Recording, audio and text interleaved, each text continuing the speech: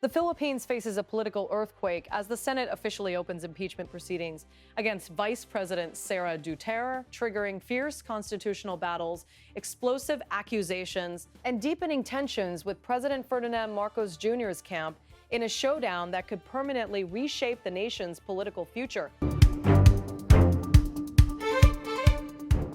The political crisis surrounding Vice President Sara Duterte entered a decisive new stage as the Philippine Senate formally received impeachment materials from the House of Representatives, signaling the beginning of what could become one of the country's most significant constitutional confrontations in recent history. Inside the Senate chamber in Manila, lawmakers gathered in a tense but highly ceremonial atmosphere to officially convene as an impeachment court. The proceedings carried enormous political weight because the trial could reshape the future of Philippine politics and deepen the growing divisions between the country's most powerful political families. As senators prepared themselves for the historic proceedings, members of the chamber stood and took their formal oath. One after another, lawmakers pledged loyalty to the Constitution and promised to faithfully discharge their responsibilities during the impeachment process.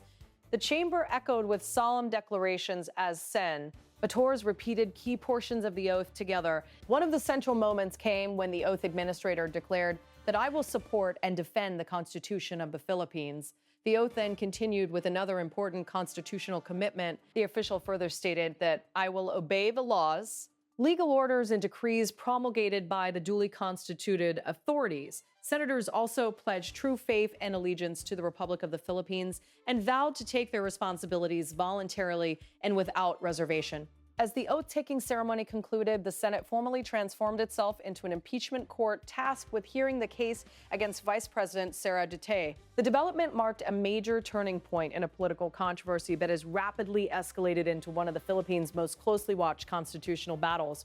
Moments later, Senate leaders moved toward procedural matters. A motion was introduced to proceed with the reference of business, and with no objections raised from the chamber, the motion was immediately approved. The Senate then formally acknowledged several official communications transmitted by the House of Representatives concerning the impeachment complaint against the vice president. Lawmakers announced that the House had submitted 27 copies of Committee Report number 261 related to the articles of impeachment against Sara Duterte. The materials reportedly included annexes, supporting evidence, and USB devices containing digital copies of the files. Another communication informed senators that a sealed box containing documents from the Bureau of Internal Revenue connected to the impeachment proceedings had also been delivered to the Senate. All impeachment materials were formally referred to the Committee on Rules.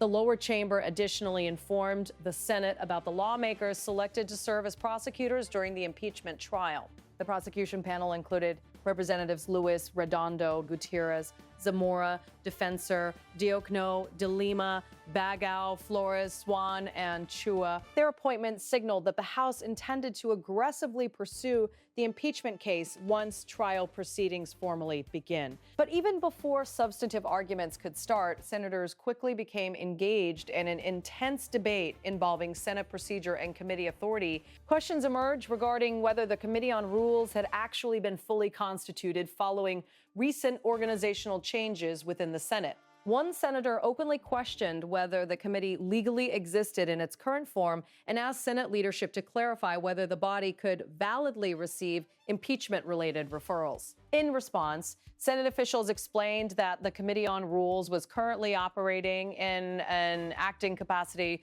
under existing parliamentary rules. According to Senate leadership, previous committee members could continue functioning temporarily because no successors had yet been formally elected or designated. The discussion soon evolved into a broader constitutional and parliamentary debate involving Section 19 of Senate rules. During the exchange, Senate officials quoted the provision directly. One Senate official explained that the chairman and the members of the permanent committee shall commence in the exercise of their duties upon election. They shall cease when their successor shall have been elected or designated. I answer of disagreement immediately became the center of disagreement inside the chamber. Some senators argued that if committee positions had already been declared vacant earlier, then the committee technically no longer existed. Others maintained that institutional continuity required previous committee members to continue serving temporarily until replacements were officially chosen. Senate leaders stressed the importance of harmonizing procedural rules in a practical manner in order to avoid institutional paralysis during a nationally significant impeachment process. Although the debate focused heavily on procedure, the political implications were impossible to ignore.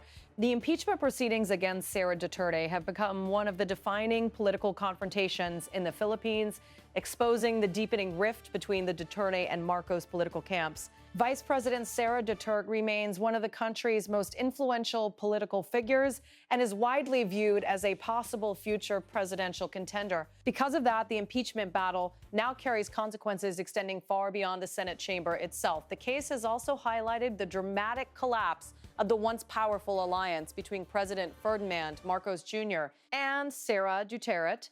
During the 2022 national elections, Marcos and Duterte formed a formidable political partnership that delivered a landslide victory and united two of the Philippines' strongest political dynasties. But over time, tensions between and the two camps steadily intensified. Policy disagreements, political rivalries, and internal power struggles gradually transformed the former allies into political opponents. The impeachment proceedings now symbolize the widening divide between those competing factions. Sara Duterte currently faces allegations involving the alleged misuse of public funds, questions surrounding unexplained wealth, and controversial remarks directed at President Marcos and members of his family. The vice president has repeatedly denied wrongdoing and insists the impeachment effort is politically motivated. Her allies argue that political opponents are weaponizing constitutional mechanisms in an attempt to destroy her political future and weaken her influence ahead of future elections. Critics, however, insist the allegations require full constitutional accountability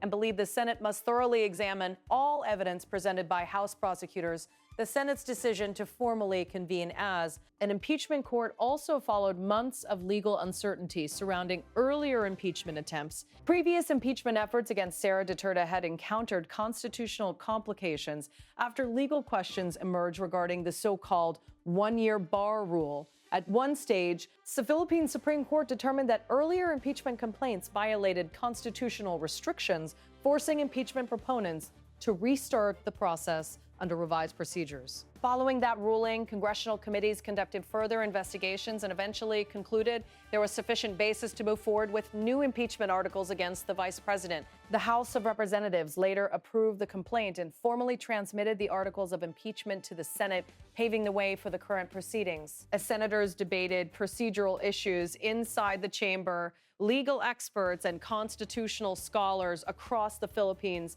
closely monitored developments, recognizing that the Senate's rulings could establish important precedents for future impeachment cases. Even technical disputes regarding committee authority and parliamentary interpretation now carry major implications because they could affect the legitimacy and timeline of the trial itself. And lawmakers emphasized the importance of protecting the credibility of the impeachment process. Senators acknowledged that public confidence in the Senate would largely depend on whether proceedings are viewed as fair, transparent, and constitutional. Throughout the session, Senate leaders attempted to reassure lawmakers that institutional stability would be maintained despite differing interpretations of parliamentary rules. One Senate official explained that lawmakers had initially planned to finalize committee assignments earlier, but decided it was more prudent to convene the impeachment court first because of the urgency and significance of the proceedings.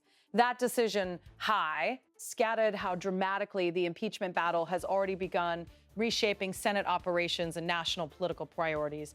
Outside the Senate chamber, public reaction across the Philippines remains sharply divided. Supporters of Sara Duterte continue insisting the impeachment case is part of a coordinated political effort aimed at weakening the Duterte family's influence. Meanwhile, critics argue that constitutional accountability requires a complete and transparent examination of all allegations against the vice president. Political analysts believe the proceedings could significantly alter the country's political landscape in the years ahead. A conviction in the Senate could result in Sara Duterte's removal from office and possible disqualification from holding future public office, dramatically affecting the future balance of political power in the Philippines. At the same time, some observers believe the impeachment process could also strengthen Duterte politically if her says Upporters view the proceedings as unfair or politically driven. That uncertainty adds another layer of tension to an already volatile political situation. The impeachment trial is unfolding at a time when political divisions across the Philippines remain elevated due to broader disputes involving governance, economic policy, and national leadership. Against that backdrop, every decision made by the Senate impeachment court is expected to face intense public scrutiny. For now, the Senate has completed the first major step by formally receiving the impeachment materials and organizing the impeachment court. The next stages are expected to involve procedural rulings, scheduling of hearings, issuance of summons, and eventual presentation of evidence by House prosecutors. What began as the formal transmission of impeachment documents has now evolved into a full-scale constitutional confrontation with enormous political consequences. And as the Senate prepares for the next phase of the Proceedings, the Philippines enters another critical chapter in its modern political history, one that could influence the nation's leadership, democratic institutions, and political direction for years to come.